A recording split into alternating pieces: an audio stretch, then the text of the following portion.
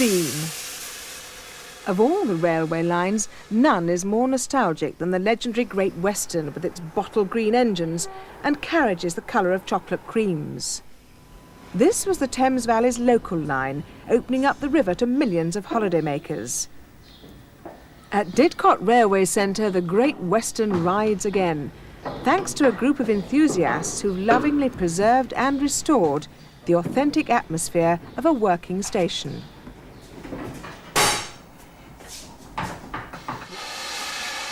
Feeding and watering some of these giant locomotives was a massive operation.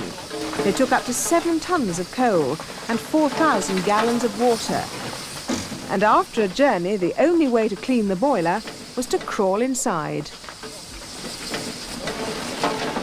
Despite their weight, and this one tips the scales at around 110 tons, manoeuvring them on this turntable is a pushover. All you need for the round trip is a little female persuasion.